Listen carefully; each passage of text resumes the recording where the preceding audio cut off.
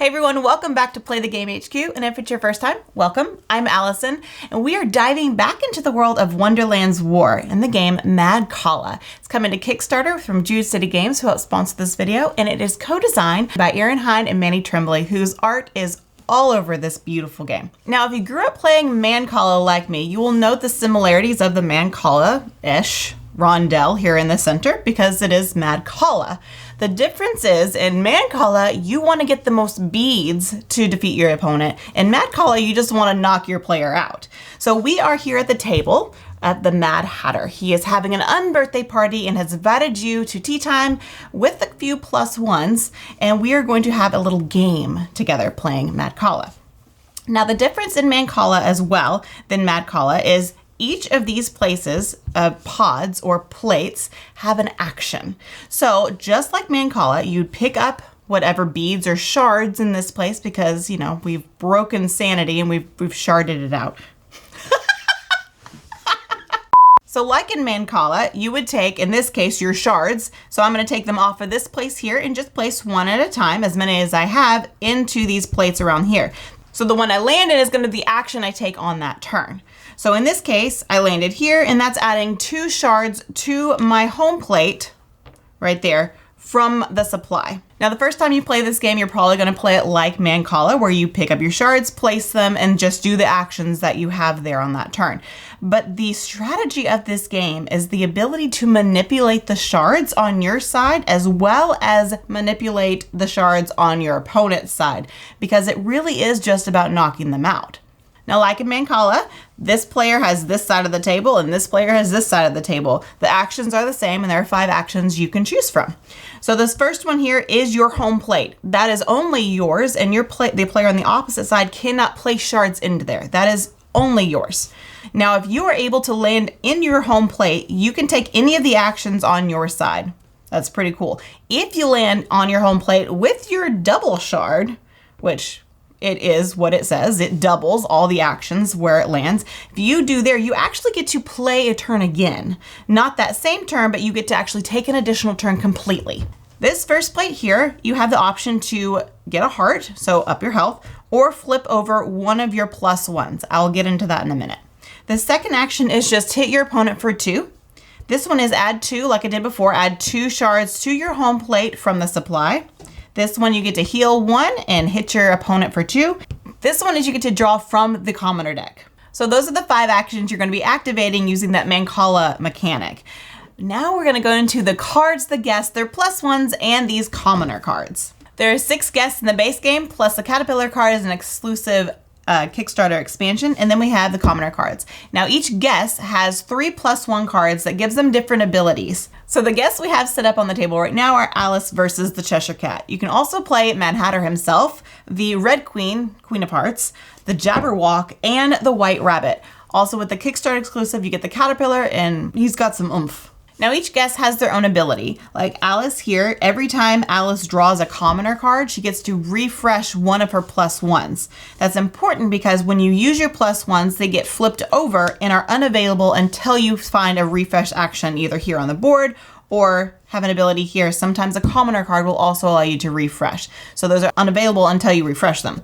And each guest comes with 3 plus 1 cards. Now these plus 1 cards have very unique abilities, and it's not like throughout all the guests. It's not like you have one guest that has some unique abilities and then all the plus ones are kind of the same. They're all very unique per that guest. So balancing them out, playing different guests for different guests, it can a completely different gameplay each time you play.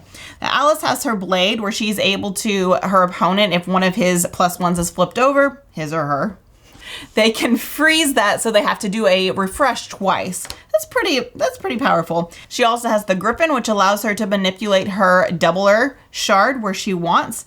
And then the Dodo. The Dodo's a lot of fun because he's a little crazy. So he has 3 of these tokens that you present to your opponent, and they flip one over and you get the benefit. Some of them are good and one of them is not good, but he's a little crazy. So that is Alice. Now, Cheshire Cat has a really unique thing. You get rid of his doubler shard and you put in the dice. Now, dice are push your luck. Luckily, nothing on this dice is negative, but you never know what's going to happen when you use it. So say I put this dice here, that's the shard. I'm going to play that shard here. I'm going to ignore this action, roll the dice, and actually instead of either healing or refreshing, I get to hit my opponent for 3. Every time you utilize this die to place it, you roll it, and that is now the action in place on that plate. And that's for both players, not just the Cheshire Cat. Cheshire Cat also has Through the Looking Glass, which has shards that you play from that card. You've got Madness, which allows you to, again, manipulate the shards here on the table. And the Doppelganger allows you to double the effect of a commoner that you draw. Now, these commoner cards, they're very simple and they're icon based. So you just look at the icon and you take that action. Now everything on them is optional. You can choose to complete them in full or in part. And if that ability is not available, like say your opponent had all of their +1s flipped over, you can't do that. It's okay. You can still utilize the actions that are still on the card. If you have those cards in hand on your turn, you can use as many of those, which is your hand limit is 2. So you can use both of those on your turn if you have them, and if you choose to, you don't have to use them.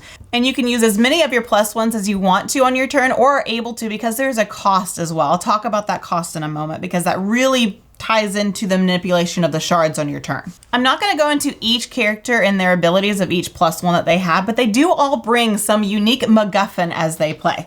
So like the White Rabbit allows you to, has 2 little clocks where you are able to repeat a turn. You can also, in one of theirs, go back in time and go play backwards. The Jabberwock throws in some briars into the play, which damages your opponent. The Red Queen is able to just, you know, willy-nilly utilize commoners as her will to have an upper hand on her opponent. And then the Mad Hatter has a sweet little dormouse that, let's just say your opponent's not going to like it when you play it on their side of the table. So on your turn, you have to pick up shards and place them on the table. And then you also can use a +1 or commoner cards during your actions. Now, it may seem like you're just going to pick up and go and just utilize whatever shards you have available and use those actions, but there's so much more to the strategy of this game. Now, currently there's no shards set up to allow Alice to attack her opponent. But if I go ahead and pay for my Vorpal Blade and take it from this area here, so I pay for that, I'm going to go ahead and freeze their madness over here. That will allow me to then take from this plate and utilize my doubler right here and hit for 4. So that manipulation of those shards is so key. And it's not just your side of the table that you are able to manipulate. You can manipulate your opponent's side and mess with their shards, or even yours that are on their side. Like say, I don't want them to utilize this shard here, so I'm gonna go ahead and pay for my dodo with this shard, so they're not even able to use it. But you can also use the commoner cards. So like this one, the flamingo, I can remove one of their shards from their side back to their supply. There's a lot involved in the strategy of just manipulating these shards to have a hand up on your opponent. And that's really the core of this game. It's not just a pick up your shards and do whatever action that you happen to land on. That is the core of the Mancala part of it. But the Madcala and utilizing your +1s, your abilities to just finagle with the shards on the table, there's so many variation in these guests that make it so that every gameplay is going to be different depending on who you play and how you utilize those abilities. And if I didn't say it before, the ultimate goal is to just knock your opponent down to 0. You start with 25 and hit by hit, knocking them out to 0. Last man standing wins. That is Madcala coming from Druid City Games. We'll leave links below where you can check it out. Now, the reason I love this world of Wonderlands War and just Alice in Wonderland is because my name is Allison. When I was a kid, I thought her name was Alice in Wonderland. Ergo, I was Alice in Wonderland. I loved the world. I just felt so immersed in it.